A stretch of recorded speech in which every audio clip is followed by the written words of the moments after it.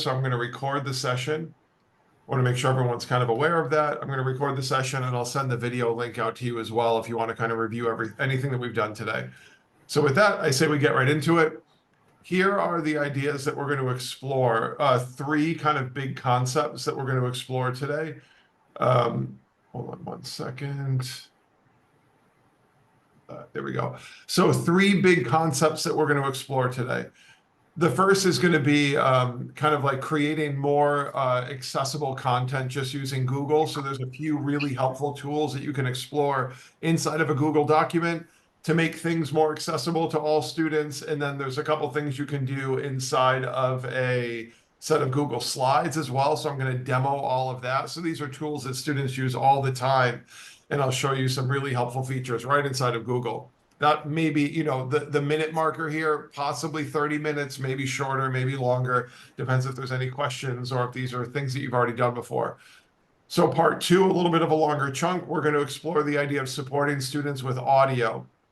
So there's tools that students have access to across the district, ReadWrite being one of them. I think some folks interpret ReadWrite as like this premium only tool. So ReadWrite is completely free. I want to make sure that you're really comfortable with the things you can do inside of ReadWrite with the free version. If you've never used it before, I'll give you time to install it, experiment with it, make sure you're really comfortable with ReadWrite, because this could be something that you can support students using if they don't even know it's possible to use the tool. Like, you don't need an IEP to use ReadWrite. It's not only a 504 accommodation. It's really for any student to use completely free. So I want to make sure you're really comfortable with that. The other one that's embedded in here, the other thing that we're going to explore is a tool called Microsoft Translator. Now, I know we're a Google district. We have access to all sorts of other powerful Microsoft tools. So Microsoft Translator is actually being used in some various instances across the district. And what it basically allows is for any student, if a teacher is in class, obviously providing their instruction in English, any student can actually receive that instruction in any target language that they want, that they're more comfortable with. So if they're developing their increased comfort level with English, or they're an English language learner, it would require the lead teacher in the classroom to start a Microsoft Translator session. But at the same time, there's no reason why you couldn't start a Microsoft Translator session. And then the student on their Chromebook, when the teacher's speaking English, they can have that appear on their screen in any language that they want, or they can actually have it come out in audio in any language that they want. And there's only like a 2 or 3 second delay in speaking on one end and having come out in a different language on the other end. So really powerful. I'll try to pull off doing a live demo of that, where I'll be speaking in one language and having it showing up in a different language. And I'll give you time to experiment with that as well. And that'll be kind of the middle chunk, and I'll give you time to practice with all of these things. So I'll do some live demonstrations, show you how to use the tools, how to get up and running, but then I'll give you time, like, hey, we're going to stop for 5 minutes. You can practice on your own. And then the last chunk on the right, it'll be really about making text more accessible. So consider a scenario where a teacher might have,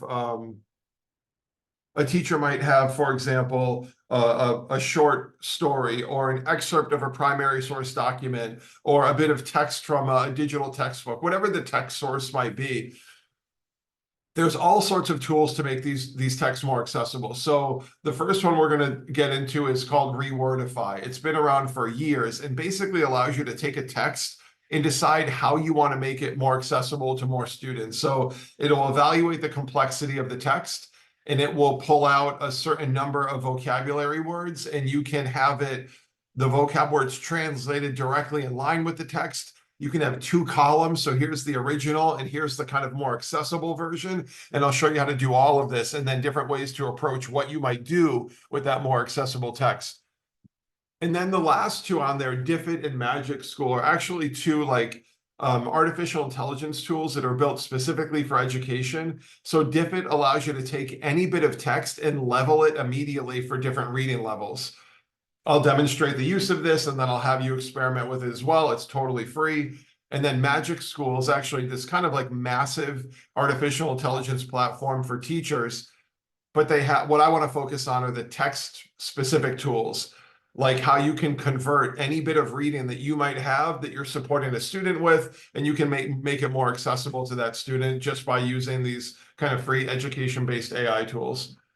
So that's our big overview for the session. Again, like I'm not going into this thinking that you should be able to walk away and know and understand every single thing by the end of the session, but it's like increase your awareness of what you can do with free and readily available tools. And then hopefully there's one or two that are going to be really helpful that you can use to support your students. For the folks that have their cameras on, I appreciate it. You want to give me a thumbs up, like if we're ready to move forward, if it sounds good and we're okay, wonderful. If we want to do more cameras, super fun. If you don't want to do cameras, don't worry about it. I totally get it. I might have to bail on mine when we get into some live demos. All right, here we go. Core skills in terms of accessibility with Google. We're going to look at font choices, translation, and closed captioning. So whether you're aware of this or not, there's actually some like research-based information around what fonts we should be using to support students in terms of like making the text more accessible. Maybe you've explored this or gotten into it. Google has actually broken this down and provided like a very short list of here's the fonts that we should be using to make text more accessible for students. I'm going to give you all of the fonts. You don't have to do the research. I'll say, here's the 5 fonts that research says we should be using. Some of them are support students that may have dyslexia as kind of like this variability in their learning. Some of them are just in terms of like ease of reading. The spacing between the letters is easier to read as you scale up or scale down the text. Even the difference between like a 5 and an S. Certain fonts make it easier to distinguish between those. Certain fonts make it really challenging. So I'm going to show you all that. Another thing I'll show you is directly in a Google document, how you're able to take a doc that might be in one language and convert it to another one instantly. And that's not even by using Google Translate. That's just embedded directly inside of the features of a Google document. I'll show you that. And then the other one is closed captioning. So how many of you are ever in a classroom where you're either providing the instruction or the teacher's providing the instruction and they're using Google Slides as like the tool to teach? How many are in that environment? Just like a confirmation, right? So maybe you've been in that setting. If you're using Google Slides to teach, closed captioning is built right into it. So if a teacher is in presentation mode using Google Slides, you can turn on closed captioning, then anything the teacher says is going to be projected on the screen in real time. So this could just be as a support tool where, like, yes, the student can hear what they're saying, but imagine if they can hear and see it at the same time. Or if there's some sort of like audio or hearing issue, maybe the teacher isn't speaking loudly enough, or the student has a specific learning accommodation and audio is the challenge. Now anything you say can be on the screen in real time. I've even seen this used by teachers where they're not necessarily projecting anything. They will have one black slide, turn on their projector, go into presentation mode with Google, and just have the transcript turned on. So anything they say in class is also being projected on the front of the room in real time. So I want to show you how to do this sort of thing. So those are the things we're going to explore when it comes to Google. So first, we'll talk about making your text more accessible.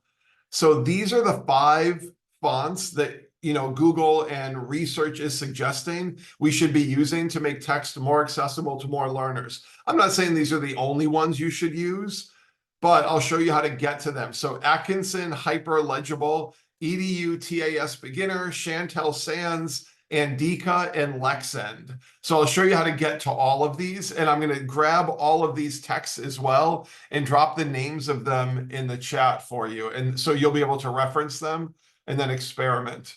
Oops, we don't need that twice. Hold on one second. So there's that one. There's EDU TAS Beginner. There's that one. Chantel Sands. I appreciate your patience as I paste all of the names of these fonts into the chat. And then I'm going to let you find them all and add them all. All right, there we go. So to do this sort of thing, right, I'm going to jump to a document right now. Actually, I'm going to pull up one that I already have. There we go. So here's a document that I already have. Nope, that's the wrong one. Let's get the real one. 1 second here. All right. Here we go. So here's text in the basic format that Google chooses for you, which is Arial, right? That's the one they pick all the time, or at least it is by default when I open up a document. There's nothing wrong with the text, but we have ones that are better in terms of students being able to read them and decode them easily. And I put them all in the chat. Now, to modify text, I've selected all the text on the screen, and then I'm going to hit my text option. Now, I have all these fonts right here waiting for me. Let me make this a little bit bigger for you. I have all these texts waiting for me right here. Lexend, Andika, Atkinson, Hyper, Legible. You would likely have to add these. So for example, if you're thinking, I'd like to convert a document over to Lexand, you likely don't have it here in like your list of all these fonts that are available to you. So what I'm going to do is go more fonts right on the top. I'll do that one more time. So there's my text. I'll hit my text drop-down menu. I'm going to go more fonts. And the one that I'm going to search is Lexend. And there it is, Lexend. So I can just tap on that font, hit OK, and now it's been added to my font library, and I can return to that anytime I want. And it also converted all of the text for me. So now, anytime I open a document, if I want to use this font that's going to be more accessible to more learners, it's there waiting for me under recent. If I want to use Andika and it's not there, again, I'll select my font option. I'll go more fonts. I need to add these into my library of fonts that I have access to. This one is going to be Andika. There's my font style. I'll select that and hit OK. And now it's going to convert this over. Let's convert that to Andika. So there's my new font has been converted and it's available in my library. So the resource that I was pointing to, I'm going to put the link to this in the chat as well. Oh, I thought I linked it. I mean, I'll get the link to this article for you. Oh, actually, here it is. There's the link to the article. Here's the link to the article that obviously you're not going to read that right now. That's not what we're worried about. But that's a link to the article that kind of talks through, and I'll pull this up for you right now as well. It explains the purpose of these fonts. It gives a little bit of an explanation of like, why is this one going to be super helpful? So Andika is helpful for new readers of all ages. It's like exceptionally legible. Some of these we're not going to worry about. Some of them are actually in different languages. But Lexand right here, educational therapists, explore this one as helping students become a more accessible font style, right? So that's in the chat right now. Now, here's your challenge. Here's what I'd like you to do. I'm going to leave the names of these as I'm sharing my screen right now. I put the names of these in the chat. What I'd like you all to do is open up a Google document. Maybe it's one that you already have or a new one that you'd like to create. Either paste text, type out a sentence or two, and add, not all 5 of them, you don't have to, but maybe add 2 or 3 of these fonts to your recently added fonts in your font library in a Google document so you can get back to them at any point. So that's your mini challenge. I'm going to type the challenge in the chat for you, and then you can get started. So what I'll do is I'll turn my microphone off. I'll turn my camera off as we're working on the challenge, and I'll let you all kind of engage in this for just a few minutes. So I'll put the challenge in the chat. You all can work on it. If you have any questions, let me know. If you're stuck, let me know. You can unlock your microphone or type something in the chat and I'll help you out.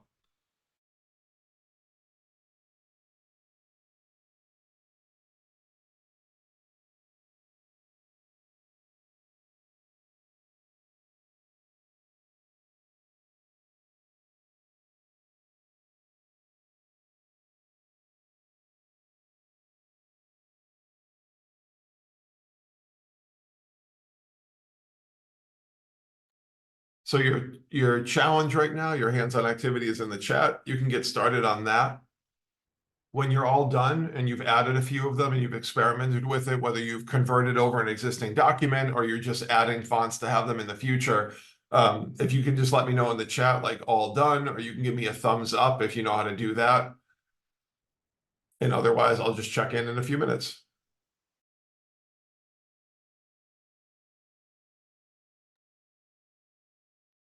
All right.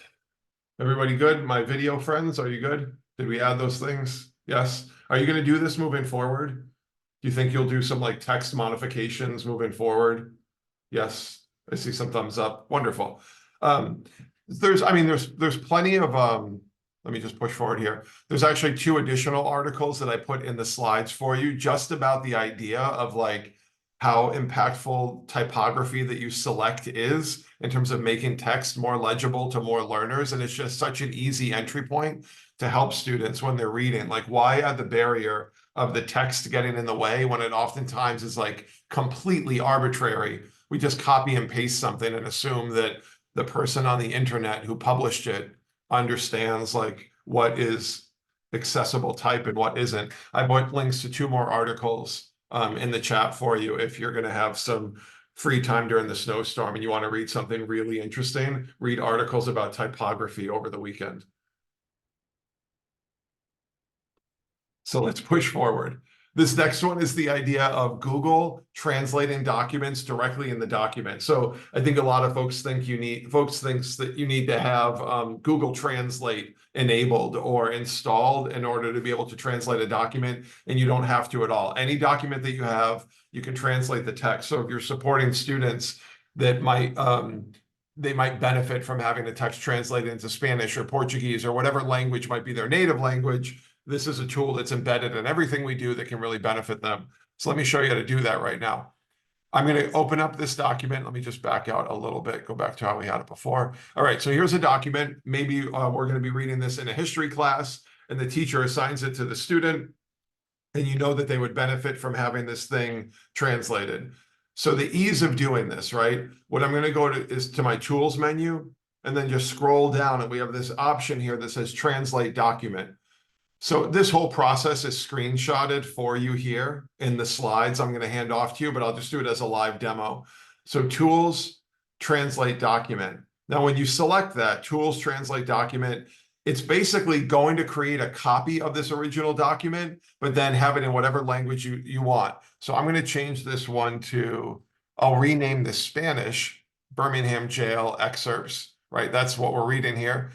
I can choose the target language that I want this converted to, and I'm going to say that I want this converted to Spanish, and then hit translate. And notice it just made a completely new document for me. New tab, new document. This says translated copy of excerpts from, and I called it Spanish, Birmingham Jail. We could obviously rename this anything we want.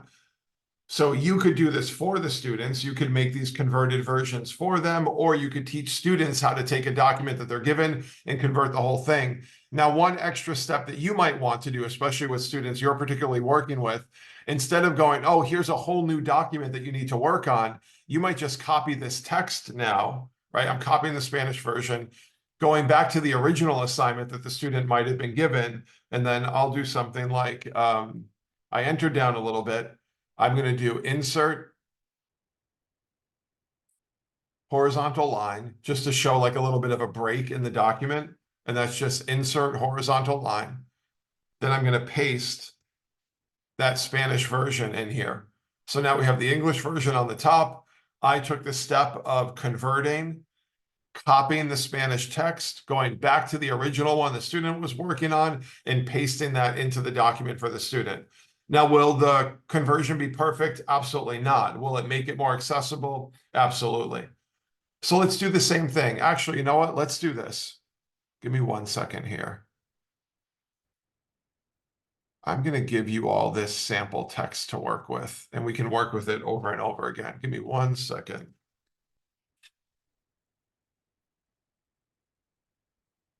Sample text. Hold on. I'm going to give you this sample, and then you can work from this.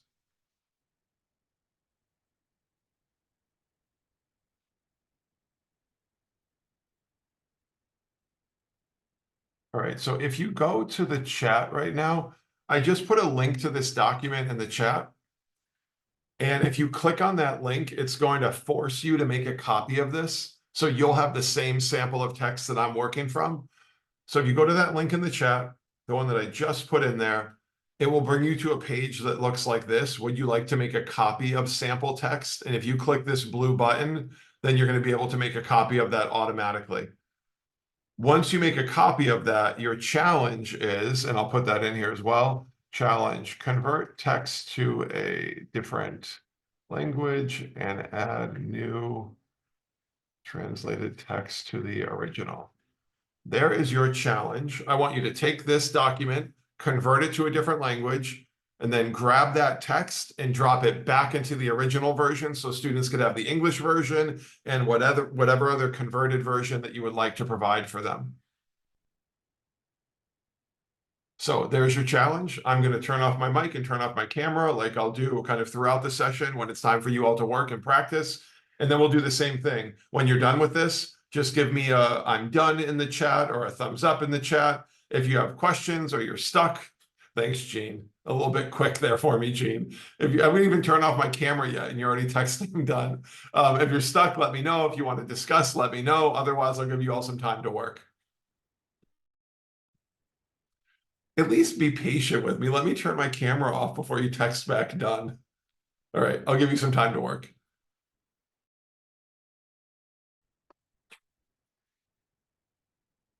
For my friends that have the video on, is that new to you? Did you know that was possible, or was that a new thing? New? I see some people saying new, maybe not. New. New, yes, thank you, Leanne. I appreciate the microphone. I'll send you a special email gift of some sort, just like a thank you for unlocking your microphone at the end of the session. Oh, Maureen, fantastic. Totally new, fantastic. This is great. All right, we're completely on track. We're going to get into the last kind of like Google thing of what can you do to make things more accessible. So let me show you what I mean here. Here are my slides for the day, for this session right here, right? And, you know, I typically, if I was in class, if this was live, I'd project them and I'd kind of click through and talk about these ideas. Now, one of the things you can do, and this is just a screenshot of what it's going to look like. When you go into present mode, there's 3 little dots in the bottom down here in present mode. And if you click on those dots, you can actually turn on closed captioning. Closed captioning, then you can pick, does it go at the bottom of the screen or the top of the screen? You can pick what it's going to look like. So let me show you what this is going to look like. I'll go for my opening slide. All I have to do is go to present mode or slideshow mode in the top corner. I'll do that right now. So I'm in present mode right now. Now notice as I hover in the bottom left-hand corner, we have the option to like advance slides, but we also have these little triple dots. Now, one thing that's hidden in the triple dots that a lot of people didn't realize is there's a laser pointer and there's a pen directly inside of Google Slides. I think a lot of people don't realize that. Like we teach in rooms with smart boards, but we don't know that you can just ink right on top of Google Slides or use a highlighter. I didn't even include that in the slides, but we'll talk about it now. If I turn on the laser pointer, anywhere I put my cursor, there's just a red dot. So imagine if you're teaching or presenting and you want students to pay attention to a certain idea or focus their attention in a spot, I can say, okay, like this is the idea that we're going to talk about right now. And that's again, in the little triple dots. You can turn on the pen tool, right? And it allows me to ink on the screen. And this is just directly inside of Google Slides. I can ink directly on the screen. You click to draw. And then if you go back here, we have this eraser. I can go erase all or erase the whole screen. We can pick our color. We can turn the pen off. So that's just built right into Google Slides. That's not what I'm really worried about. What I'm worried about is this one, is closed captioning. So what I'm going to do right now is caption preferences, and I'm going to toggle on closed captioning. Now everything that I say is going to show up on the bottom of the screen in real time. What I can also do is go triple dots, captioning, and I can pick the position. I might say we're going to push this up to the top, and I'll go closed captioning, text size, and I'll make it even a little bit bigger. So imagine in class where you could, the teacher's presenting in real time, or you might be presenting in real time, and this can just show up on the screen anytime you want to. Again, you have to be in present mode in Google Slides. You go triple dots and turn on closed captioning. Another thing that I mentioned is doing this when you're not even really projecting anything. You just want to have a spot where a student can hear you talking and look up at the screen at the same time to see what's happening. Let me show you one way that we can do that. I'm going to open up a new set of slides. And all I'm going to do here with the slide on the right-hand side is just right-click on the slide and change the background color. I just want the whole slide to be black. So I'll go change background color, and I want the background of the slide to be black, and I'll hit done. I'm going to delete any other text that's here. I don't want any text on the screen. All I want is a blank black slide. I'm going to go into slideshow mode or present mode, triple dots, close captioning, turn it on. And then I'm going to go caption preferences. I'll leave it on the top, and I'm going to go extra large text. So now anything I say in class is just going to show up in the front of the class as I'm projecting in real time. If a student wanted this accommodation independently, if the teacher is kind of like lecturing or talking or explaining, there's no reason why the student couldn't turn on Google Slides on their Chromebook, go into present mode, and then anything the teacher says in the room is going to show up on their individual screen as text. It might not be as good if they're sitting in the back of the room or there's like any sort of other volume in the classroom, but this could be a really helpful tool. Guess what? It's time for you all to practice. So your challenge is going to be to kind of like mimic what I went through. So you're going to need to open a set of Google Slides. You can make new ones or open an existing one. So you'll click on slideshow in the top right corner. Once you're presenting, you'll go triple dots and close captions. So I'm going to stop sharing my screen for a second. You can refer to the chat for the challenge, and we'll do the same thing we've done before. What I want you to do now is kind of like practice with closed captioning in Google Slides. I'm going to pause the recording, turn off my mic, turn off my camera, and we can see if you all can complete the task. Same as before, when you're done, let me know in the chat. Zoom. I wonder too, like, it might even not be the case that you might not be the one doing this, but even if you can demo to a teacher who might be leading the instruction in class on how to do this sort of thing, like that could be really helpful as well. So of all the stuff that we explored in that little Google segment here, I just want to share so you can do this recap together. Which of these things, whether it's going to be the modifying the font choices, the ability to translate directly in a Google document or closed caption, if you can let me know in the chat, we'll do like a little vote, an informal vote right now. What's the one that's like going to be the most helpful, the one that you're most excited about to use on your own, to show it to a colleague, to show a teacher that you're working with, to show a student?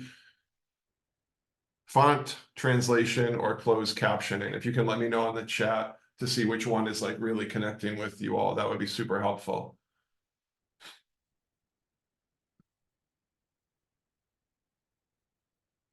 It looks like font and closed captioning might be. Closed captioning is taking the lead. I'm doing some really informal math right now. Oh, great. If the font one is the one that's really catching your attention, what I highly encourage you to do is in the slides that I've handed off, I'm gonna make sure everything is, you can grab everything here. Hold on one second. Order, send it back. What I would highly encourage you to do is read through the articles in the slides that I'm handing off to you. And they're linked right in the slides here. So how to make your font more accessible is linked. This one on accessibility with typography, and then key design tips around using font or typography. I would highly encourage you to click on these links on these slides and read those articles again when you're not shoveling out this weekend. All right, with that, let's kind of transition a little bit into one of my favorite topics, which is the use of audio. So we're going to look at supporting students and supporting all learners with audio with technology. There's two tools that I originally thought about using in this session, which is ReadWrite and Google Translator. We're definitely going to use those two. And then I want to show you two more ways that you can use audio to support learners and it has to do with audio in Google Slides when you need to explain an idea, clarify an idea, or make sure students can even have like directions read back to them, for example, directly inside of Google Slides. So we're going to start with ReadWrite. Just by a show of hands with my video friends, a hand up if you've used ReadWrite before. Two people. In the chat, if you're abstaining from video and you're going black box on me today, can you let me know in the chat either a yes or a no if you've used ReadWrite before? Oh my gosh, goodness, this is going to be fantastic then. I think I came in assuming like, oh, everyone's going to know what this is. Oh, this is great. Like very few folks. Awesome. So here, I'll go from the very beginning then. It seems like we have a lot of folks that are new to this. ReadWrite is a Google Chrome extension. Are we comfortable with that language of ReadWrite's a Google Chrome extension? Do we know what that means? Yes. So Google Chrome extensions, it's a little tool you can add into Google Chrome. This Google Chrome extension is available to students. They can install it on their own. They don't need me to do anything. You don't need to do anything for them. What ReadWrite allows you to do is read out loud any text that's on their Chromebook that's in a Google document or on the internet. So if they're reading an article, it can read it back to them. If it's like a National Geographic article, right? If you put the text into a document and they're reading from a document, it will read a Google document back to them.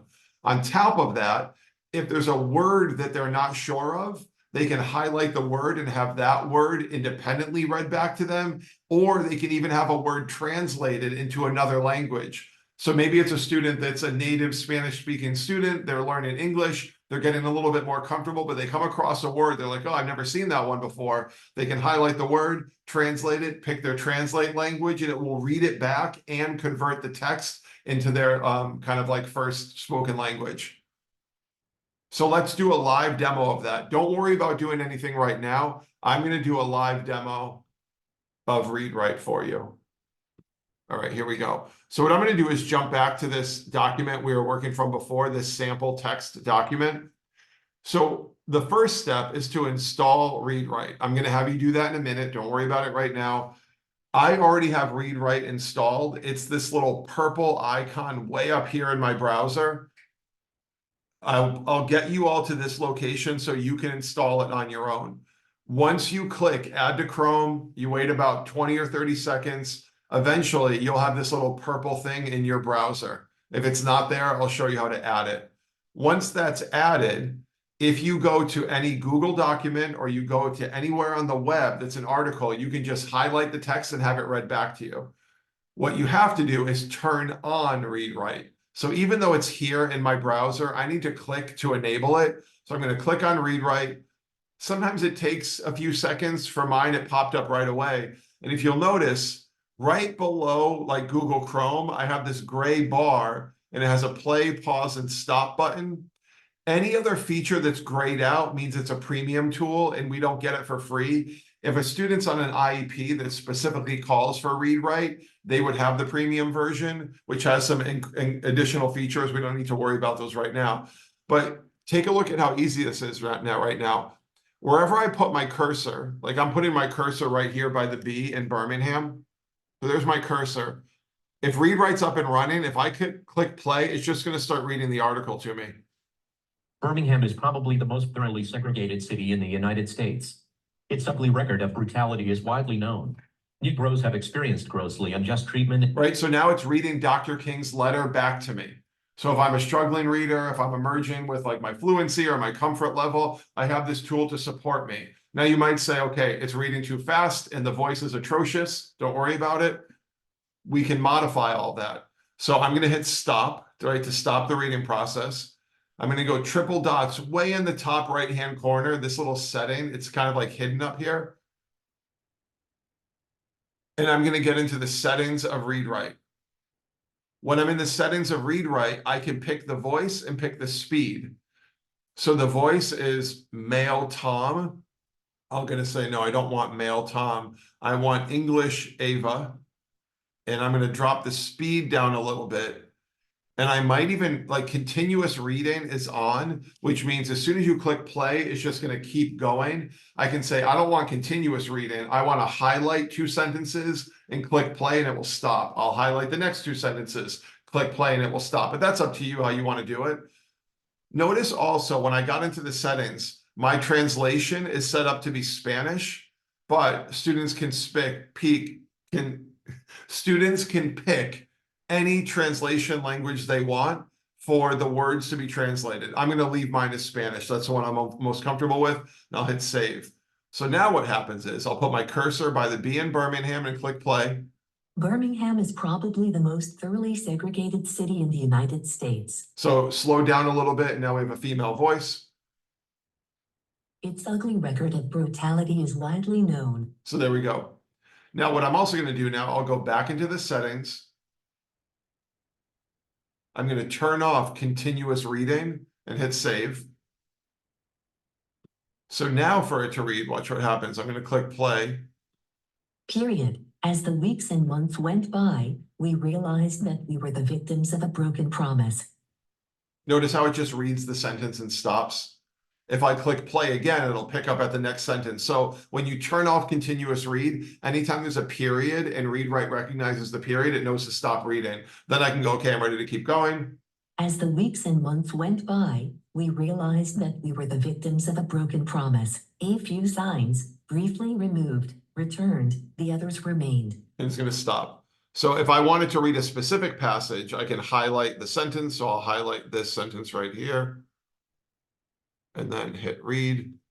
As in so many. And that's what it's going to do. So it's up to you or your student how you want to do this. I want to show you one more thing with ReadWrite, and it has to do with translation. So if you'll notice, play, pause, and stop are built in. That's what anyone can do for free. Translation is built in. So if I was reading this and I'm kind of increasing my comfort level with English, but some words might be a little bit odd, I might highlight the word disappointment and go, okay, that's a word that I need help with. If ReadWrite is installed and ReadWrite is running, as soon as I click on the translate icon right here, it's going to take that word, disappointment, and show me the conversion. I can have this read back, or I can read the text. Disappointment. Desengaño. Desilusión. So it's going to read it in English Disappointment. and in Spanish and give me two options as well. So again, the place where you get to pick your language preference, triple dots way in the top right-hand corner, settings, and then here's my translation option, here's my voice, my speed, and continuous reading. So that was kind of like a crash course in the basics of ReadWrite. What I also mentioned is that this will work on the web. So say we go to we'll go to National Geographic. We'll go to kids. Let me see if I can find this article on the gray wolf, right? So we're going to read about the gray wolf on National Geographic. Maybe this is like a link that a teacher put into Google Classroom. Again, I'm on the web right now. I'm going to click on ReadWrite, my little purple icon, wait for this to show up, and there, my gray bar, and it drops down right away. I'll put my cursor and highlight the first paragraph, and then just hit play. A gray wolf pads along a forest edge and cautiously sniffs the ground. His movements trigger a trail camera. So evidence that it works on the internet as well.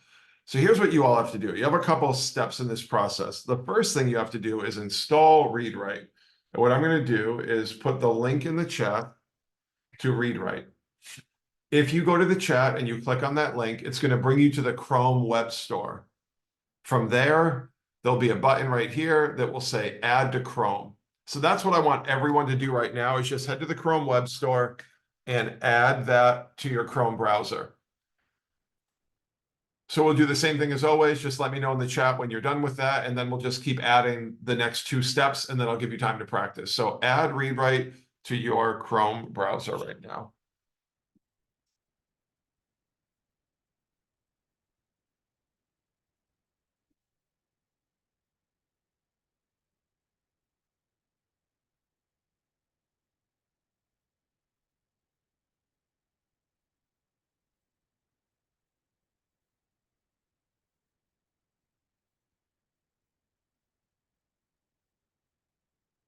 Oh, so Kate, if you see remove, that means you already have it installed. So on my screen, notice how it says remove from Chrome. If you see remove from Chrome, you're good to go. Now I'm just going to show you how to like turn it on. If you might have it installed, but you haven't turned it on yet. So you're actually halfway there, which is wonderful.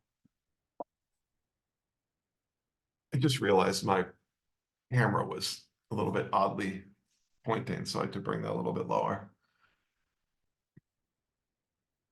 All right, so a lot of folks have that installed. All right, so now here's the next step, and this is just a little bit odd on Google's part, the way they do this. You have to make it so you can see ReadWrite in order to use it. So once you have it installed, how many people have a little purple puzzle piece up in the top right-hand corner?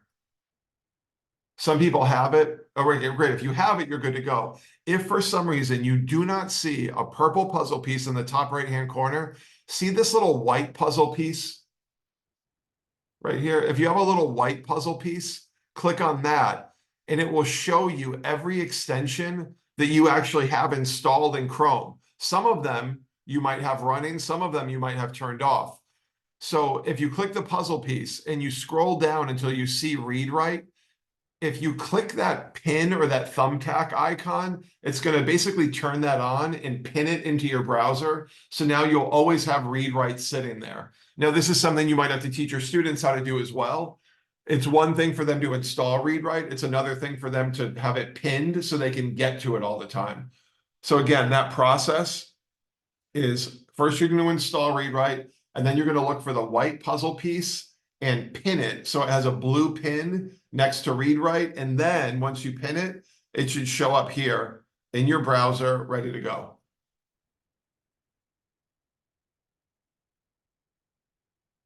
Do me a favor. If you can see ReadWrite in your browser, just type the word purple in the chat. So I know that you have your little purple icon. It's staring at you and you're ready to go. Wonderful, wonderful, wonderful. Lots of purples. Great. So now it's challenge time, everyone. So here's what we'll do. If you can open the sample Google Doc, click ReadWrite, icon.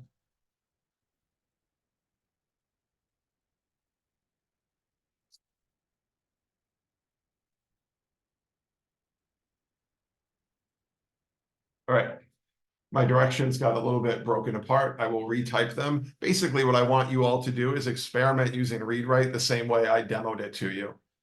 So if you want to open up that sample document from Dr. King's letter, you can open that one if you'd like to. If you'd like to go find an article here, I'll drop in that Gray Wolf National Geographic Kids article if you want to do that.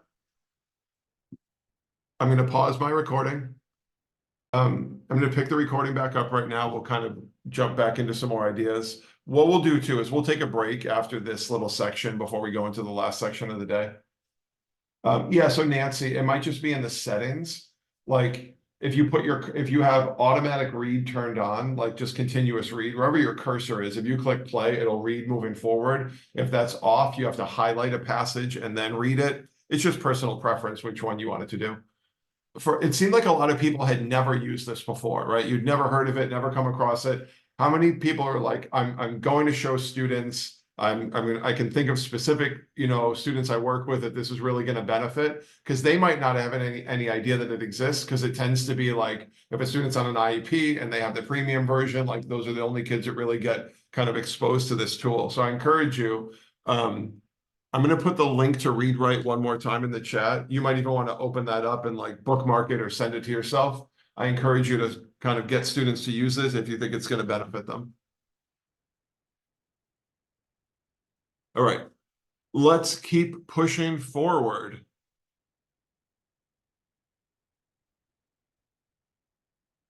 So the next idea, let me get this pushed up to you, is a translation platform that is called Microsoft Translator. It's a little bit more involved. It's a little bit of a process, but it's really powerful if you can just develop comfort with it. And there might be like really small situations where it's going to be a good fit.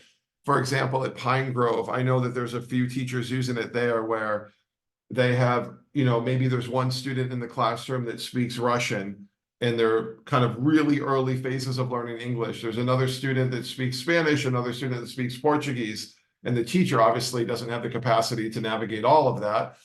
What the teacher can do is turn on a Microsoft Translator session, and they can speak in English at their computer, and then it comes out in any language that the student selects. It's just a little bit of a process to get this whole thing up and running.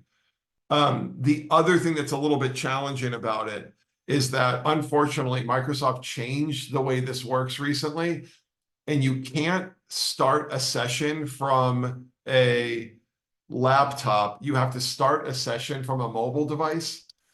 So the teachers that are really leveraging this, they have an iPad that we've given to them for their classroom setting, so they can start the translator session. They start the translator session from their phone or from an iPad, and then students are able to kind of receive that and listen to it. So I'm going to do that right now. Just give me 1 second to get this up and running. I might even be able to show this to all of you so you can see what I'm doing. Give me 1 sec. Hold on. See if I can pull this off. It's always fun to try to do some technical feats during a live session. I'm just going to try this once. If it works, great. If not, I'll stop. Give me 1 sec here. Let's see if this is going to be happy today.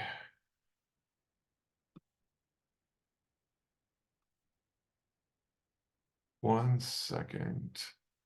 Can you all see my iPhone? Yeah, you can. Okay. So I sent my iPhone up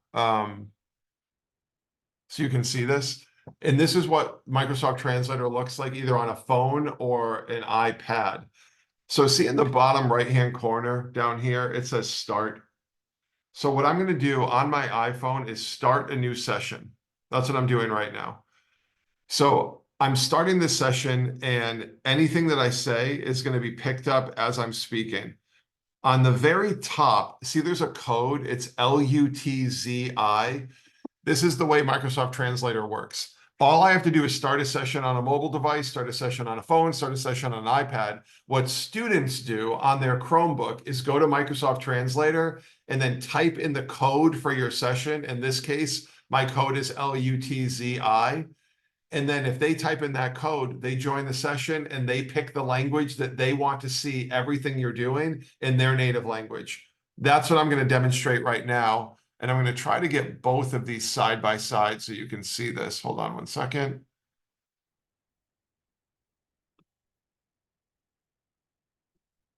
All right, let me just, yeah, so you can see my phone on the left. And then what I'm going to do on the right over here is kind of role play what the student would do. So what I'm going to do is go to Microsoft Translator. Sorry, I can't see your phone. I'm not sure what everyone else is seeing. Oh, hold on. Let me just stop. Let me stop and push this back up. My apologies. I thought it was picking it up. Let me know now. Desktop. Do you see this? Do you see the white screen on the left? Right. So if you can see, here's my phone, right? If you can see my phone on the left, then you're good. And I think you can all see that right now. Is that better for the folks who maybe were having an issue before? Perfect. So my phone's on the left. I'm in Microsoft Translator. What I'm doing on the right in Google Chrome in that big screen is I'm going to role play the student. So notice right on the top of the screen, it says enter 5-letter activation code, LUTZI. I'm going to put my name, Greg, student. I'm putting student just to differentiate. They obviously wouldn't have to do that. Now, this is where it gets really fun. The language, the speech that it's recognizing. So I'm speaking English right now. So it's recognizing English. And the region that we're in is United States. So I'm going to join the conversation. Now, anything that I say is going to be picked up on the phone. The tricky thing is, hold on, I need to reconnect this. There we go. So now it should be picking up. Let's see if this is working. There we go. So on the left, on my phone, is everything I'm saying in English. On the right is in Google Chrome is everything that the student is going to get. Now I picked English for both languages, so that doesn't really help anything. What I'm going to do is convert the one on the right over to Spanish. So you can see I'm speaking English on the left. The student is going to get Spanish on the right. So the way that we can do that is we can just go into the settings and say, we don't want English, we want Spanish. So I'm going to back out of this session. I'm going to leave here. Let's join again, LUTZI. But in this case, instead of English as the output language, I'm going to pick Spanish as the output language. Give me 1 second to do that. Where did we go? Did they move this? Oh, it's up here in the most common ones. Hold on. There's Spanish, sorry. All right, so Spanish. We're going to say it's Spanish from Mexico and hit join. Now, everything that I say in English is going to show up in real time in Spanish on the student's device. I know this is a bit of a setup process, and it requires, unfortunately, it still requires a mobile device. I don't know why Microsoft makes this a requirement. They do for some reason. But if you get Microsoft Translator installed on your phone or on an iPad, which we can work on making an iPad accessible to you for this purpose, then what the student is able to do is on their Chromebook, they can go to Microsoft Translator, they can enter in that code, and then anything you say is going to show up on their device in Spanish on the top, and then you can see the English equivalent on the bottom. Just as a show of hands, can you see a scenario where this could benefit a student or two that you work with? Could anyone see wanting to have the ability to do this? Or is this just not something that's like kind of like on your radar? Possibly yes, possibly no. Maybe not beneficial. What we can also do on the right-hand side, notice we have an option to auto speak translations. I'm going to turn this on and watch what happens. Now we have auto speak on. What they should, it could be causing issues because of Zoom and everything. When students turn this on, Ten en cuenta que tenemos una opción para hablar automáticamente las traducciones. there we Voy a go. encender esto y ver qué pasa ahora que tenemos el habla automática que deberían estar causando problemas debidos. I'm just going to refresh that. It was trying to catch up with everything I said, but students could potentially have a little set of headphones on. They can see what you're saying in English, they can see it in their target language, and they can have it spoken to them all in real time. And it's about a 3-second delay. Just catching up on messages. All right, so we have some folks that might be able to do this. Do you all want to try right now? Do you want to practice? You can join a Google Translator session, and if you enter in my translator code, you can pick any language that you want this stuff popping up. So if you want to try it, let's go for it. Here's what we're going to do. If you want to experiment and try, no harm, right? The worst thing could happen is it won't work, like not the end of the world. So I put a link in the chat to Microsoft Translator.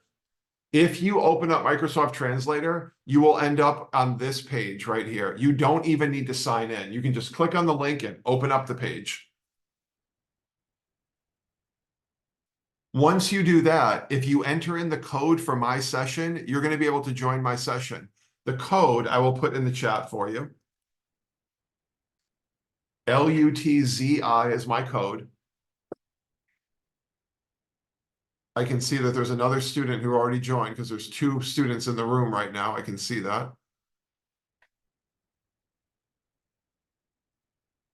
There we go. So Tracy has just joined my call. I can see that down below on my phone. Hopefully a few more people are willing to join. So again, if you go to Microsoft Translator and then you join, on this page right here, the one that I'm showing you, you can pick any language that you want. So I'm going to rejoin, but this time I'm going to choose Russian because I know that's a scenario in our district. LUTZI, join. Oops, we'll do Greg, Russian student demo. And now we're going to join. All right, so now I'm speaking English, and on my screen we have Russian translated in real time. I can see that there's 16 of you in the room. Hopefully some of you picked any language other than English, so you could see this happening in real time. So it's for a first pass at it, relatively easy. It's not that challenging to get a student up and running. You point them to the website, you give them a code, and you let them know that if they just want to see anything translated, they can see it right on their screen. Now, on my device on the left, right, on my phone, on the left-hand side of my screen, we have all these options here. My mic is turned on right now. If I don't want the student seeing my translations, I just tap on the mic, turn the mic off. It's not picking up anything that I said anymore. Turn the mic back on. Now I'm able to convert my voice in real time.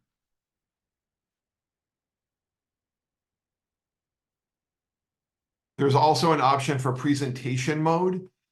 It's that little, it looks like a teacher at a podium. If I go into presentation mode, it mutes anyone who's in the room and no one is able to speak back to me.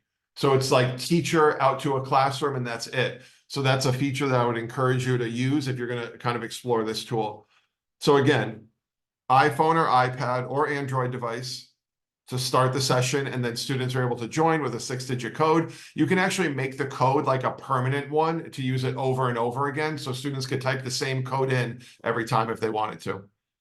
So with that, I'm going to get my phone off the screen, and I'm just happy no text messages came through during that live demo. Can always be problematic. And now we're going to go back to our presentation. So we made it. You can leave the session now as well. I'm going to end that translator session and bump everybody out. You should be bumped out. We made it to the first half. It is 1:44. We're doing great on time. Let's do this. Let's take a little bit of a break right now. I'll pull my screen down as well. Pause the recording, that recording back up. All right, so the first tool that we are going to look at is called ReWordify. ReWordify has been around for years, and it's a way that you can quickly modify the text to make it more accessible to more students by basically it indexes the text and looks for words that can be defined as like challenging at a certain reading level or vocabulary level. And then you get to decide how that word is presented to the student. This little screenshot here that I'm showing you, if you take a look at the screen that I'm sharing, it shows an example of a snapshot of original text on the left. This is the sample text that we're using, this excerpt from Dr. King's letter from a Birmingham jail. That's what it looks like by default. Notice the one on the right. If a word is defined as falling into a category of like, this is providing lots of support for students. So notice the word excerpt, which a student might struggle with. It's highlighted yellow, and then directly after that, in brackets in purple, it says small section or small part. The word thoroughly is highlighted. It's followed up by the word completely. Segregated is followed up by the word separated because of race, religion, etc. So it looks for words that can be challenging for students, and then you get to decide how it's going to be presented to them. By default, typically, it highlights a word at a challenging reading level for the student, and it defines it immediately after yellow, purple. But you can do anything you want, and let me show you what I mean by that. I'm just going to leave this sample, and then I'm going to do a live demo of this, and then make sure you're able to do it as well. Here's the original sample. What I've done in the same Google document, right? Here's that original sample. In the same Google document, here's the rewordified version, where any word that's defined as being maybe a little bit more challenging, it highlights it yellow, makes the conversion in purple. Now, when you're using ReWordify, it will scan the reading and say, hey, if you want to provide a lot of support, we've identified 32 words. If you want to provide some support, we've identified 10. If you want to provide just a little bit of support, we've identified 5. And you can pick how much support you're going to provide. Now that conversion is in line, meaning here's the word, here's the translation, here's the word, here's the translation, or the conversion. You can also do it like this. Here's a side-by-side version. So the original's on the left. Any word that could present maybe a reading challenge is highlighted blue, and then we have the converted version on the right. Right, so they can read side by side if they want to, or they can jump side by side. So it's really up to you how you want to present it to them. You can turn off the color coding. You can make the words underlined. You can turn off underlining and coding altogether. You might have one version on the right, one version on the left, the original converted on the right. Or you might even say, here's my original reading. This is going to be really challenging. I just want to convert it.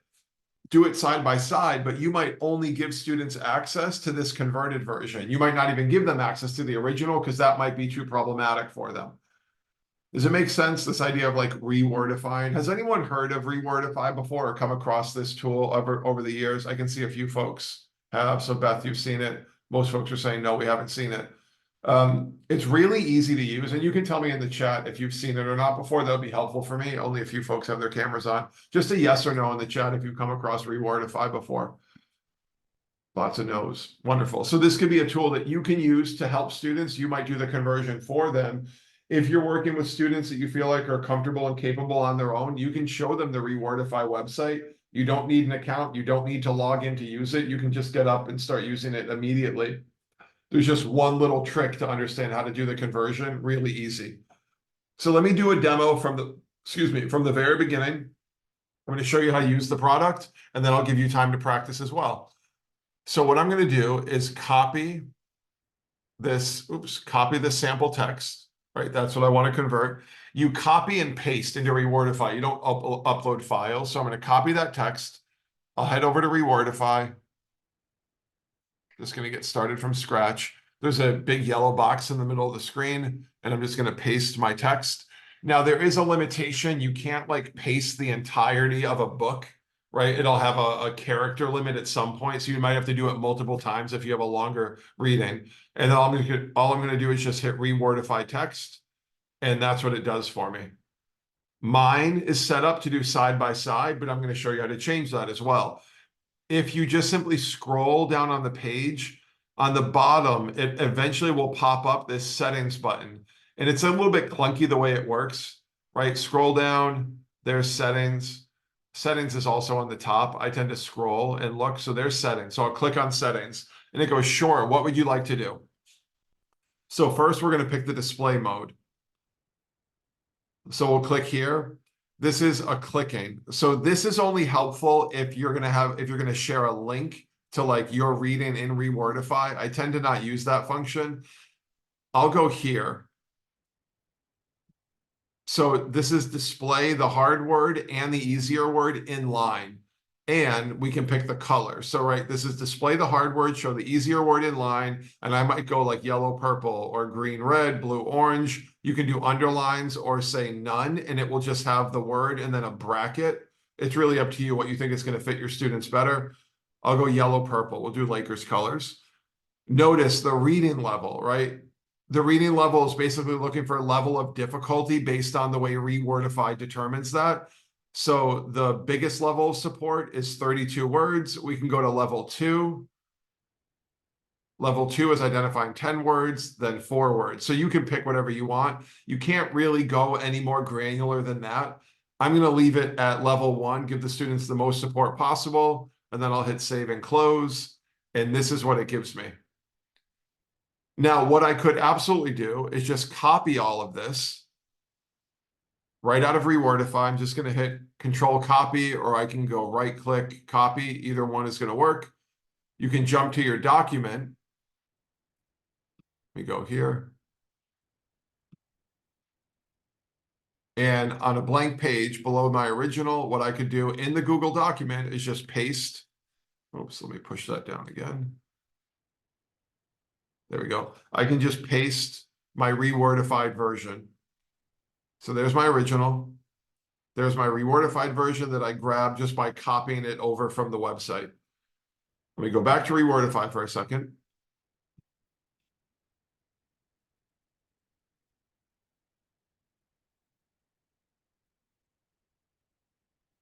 All right, so here's my original. I'm going to go back to ReWordify. I'm going to scroll to get to my settings. And what I'm going to do is say highlight mode, none. And my display mode, I want it to be side by side. Now, the reason why I'm doing that is I could copy the ReWordified version and paste that in so students would have the original and they've got a converted one right below it if they want to, or I might just give them the converted one. So I'm going to hit save and close. Here's the original on the left. Here's the converted on the right. So what I could do, if I want them to have the converted version, I can just highlight the converted version. I made that a little more accessible to them. Copy that. Go back to my document. And I'm just going to paste that. So they'll have original above, converted below. I might even get rid of the original and say, we're going to work from the converted version because it's more accessible to them. The last thing we can do, and then I'm going to give you time to experiment. If I like this side-by-side version and I want them to have the side-by-side version, here's what I would do with that. I'm going to go side-by-side. I'll leave it at level 1, 32 words, and I'm going to go with blue and orange and hit save and close. So there's our side-by-side. You can't really copy this out. It only lets you copy one column at a time. So here's a little trick that you can use. On my Google Doc, what I'm going to do is insert a table. I'll go insert table, and I'm going to insert a table that's just 2 columns. That's it. So I'm creating the space to paste what ReWordify has made. So I inserted a column. I did insert table, just a 1x2 table. I'm going to copy the original text with the blue highlights, copy that, go to my document, and I'm going to paste that into the left side of the table. Go back to ReWordify. Let's copy the converted version. Wait for me to grab this. Copy that, go back to my document, and then just paste that in the right side of the table. And now we have these converted versions side by side. One more thing I want to show you is in ReWordify, I'm going to scroll, get to my settings. What we can also do is have the original with a vocab column. So this could be helpful as well. I'm going to hit save and close. This is how it presents the reading. So here's how I would deal with it in terms of like supporting a student. I would copy the rewordified version with all the highlights. Go back to my document. I'm going to do the same thing. Insert table 1x2. I'll make the right column a little bit smaller. It doesn't need as much space. Paste the reading on the left. And then I'm going to go back to ReWordify and then just grab the column on the right. I'm just highlighting, copying the column on the right. Go back and I'm going to paste this in. And there we go. We have our original with just a vocab list embedded off to the right. They would match up thoroughly, match up brutality. So this would allow them to go, okay, I get it, I get it, I get it. I don't know what conscience means. I'll look over, find my match, sense of right and wrong. Now I can keep reading.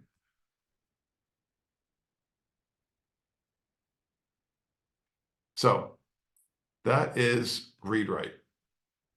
I'm sorry, ReWordify. Yikes. Let's get you up and running. I'm going to drop the link to ReWordify in the chat. There we go. There's ReWordify. What I suggest you use is our sample text. If you want something to work from, I'm going to copy the sample text. I'm just going to copy this sample. Actually, you have the sample text. I'll put the link to that again. I suggest using the sample text just so you have something with some level of complexity to work from, but you can use anything that you want. And I want to let you practice. So practice working with ReWordify. Remember, if you scroll, once you've set it up, you can get into the settings. And then the settings will let you pick side by side, column, vocab list, whatever you want. And then practice copying from ReWordify back into the document, because then you don't have to worry about sending students to a website. You can say, hey, we're going to work in the document that you were given. I can help you make the text more accessible.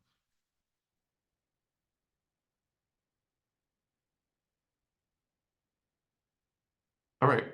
Same as always, I'm going to pause the recording, turn off my mic, turn off my camera, and let you all practice with ReWordify. Let me know if you're stuck, if you need help. I can do another live demo if you'd like, but otherwise, let's give you some time to practice.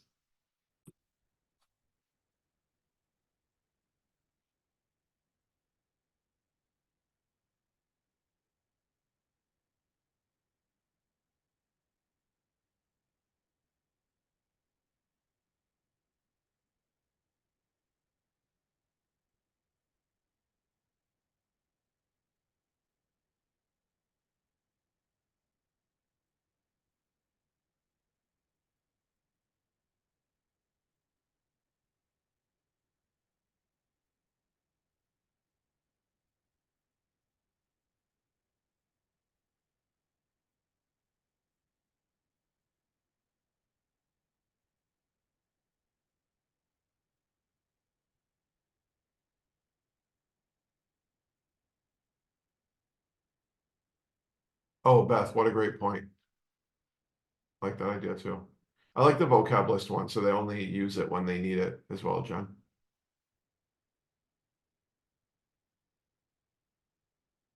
All right, so with that, we have approximately 15 minutes, and I want to leave a little bit of time for you to maybe ask any questions or just make sure we have all the resources as we wrap up. So, let me push this up. I want to show you one more tool. So in terms of making text more accessible, I want to share a tool with you that's called MagicSchool. I was actually on a webinar with the developer of MagicSchool a while back. He's an educator. I want to say he was based out of Colorado. He's an administrator there. And when like tools like ChatGPT and all these various artificial intelligence tools started emerging last November, he decided to make a product, an AI tool based on like what he saw his teachers doing most commonly. So he started with like, what are the most 15 or 20 common tasks that I see my teachers doing? And how might I be able to allow them to be more efficient or more organized or just work a little more quickly or more creatively using artificial intelligence tools like ChatGPT, but he didn't want them to have to go use that tool because it can be a little overwhelming if you've never used that tool before. So he made a platform called MagicSchool. MagicSchool is completely free. They have a paid version, but you don't need to use it at all. And there's all sorts of tools in MagicSchool. There's lesson plan writers and lab writers. There's all sorts of things you can use just to kind of be more efficient. But they also have a number of tools just based around text. And that's really what I wanted to show you is their text tools. So what I'm going to do is head over to MagicSchool. And I'm going to put the link to MagicSchool in the chat as well, just so you have it and you can refer to this later if you want to. Give me 1 second. All right. So what you'd have to do first when you head to MagicSchool, you'd have to sign in. You can sign in with your school Google account if you want to. The first time you go to MagicSchool, it's going to walk you through a little bit of like a demo process. And you have to kind of click through the demo before you can use it. And it's just a little bit tedious to click through the demo, but ultimately, when you're up and running on MagicSchool, they keep adding, like it used to be about 20 things in here, but now it's all sorts of tasks that they have. What I'm going to do is just filter by the word text. And we have all these options here that pop up with text. Things that could be really helpful, like generate a decodable text based on the science of reading to support early literacy. Or a text scaffolder, take any text and scaffold it for readers who are behind on grade level or who need extra support. A text rewriter, take any text and rewrite it with custom criteria however you want, or a text summarizer. Obviously, it'll summarize it based on the length that we want. So like, I'm not assuming that you would use all of these, but say we did text summarizer, for example. I'm going to go grab that sample text again. Actually, I'm going to grab a longer version of that. Give me 1 second. Instead of just grabbing, summarizing the short version of that, I'm going to have it summarize. We'll see if it'll summarize the entire letter. Maybe it won't. Hold on 1 second. Edit. Select all. Copy. All right, so we have the entire letter from Birmingham jail. I'm going to go to text summarizer. There's my original text. I'd like to summarize it in 1 page.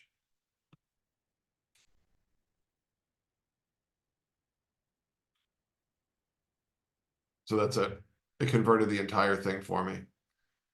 So this could be really helpful with students that are struggling to understand the purpose of a longer text, or they're struggling with the complexity of a text, and it could allow them to read this 1 paragraph or 1 page summary, and then they'd be able to kind of like unlock the meaning of the text from there.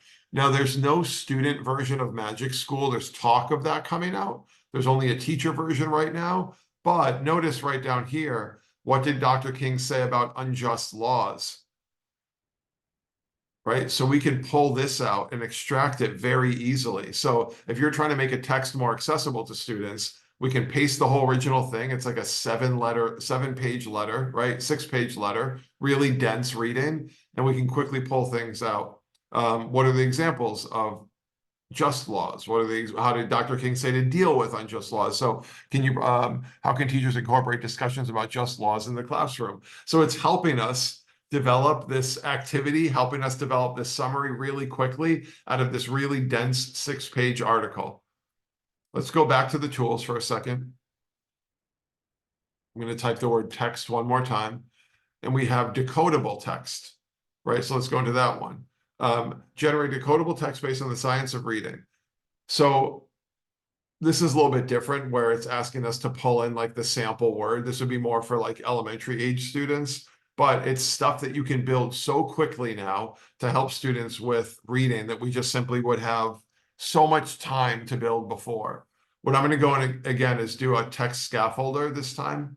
So at MagicSchool, I just search for the word text and I'll go text scaffolder. Reading grade level, we're going to knock this down to 6th grade. Number of questions to ask, let's ask 5. Let's have it defined, 7 vocab words. Now, I don't think it'll take the entire thing. Let's see if it takes the whole text. Oh, it is going to take it. So it pulls out the vocab words to support the students with that, and it pulls out questions to support students on really understanding and analyzing the text. So this could be really helpful for you in terms of like crafting a lesson or support materials around a really dense or complex text. I want to give you all time to practice and experiment. So here's what you're going to do, and I'll put the kind of like process in here for you. So first, head to MagicSchool. The link to MagicSchool is in here as well. You need to sign up and use your Google account to do that.